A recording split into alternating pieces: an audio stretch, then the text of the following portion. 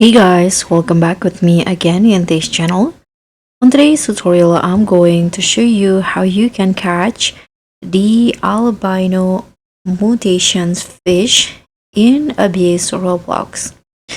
So the albino fish is one of the rarest mutations you can find in the Abyss. And I'm going to show you the exact spots where albino fish spawn and also what it looks like. So the albino mutated fish will look like this. It looks pale or in white color. It looks a little bit the same with the metal mutated fish, except it's a little bit more white.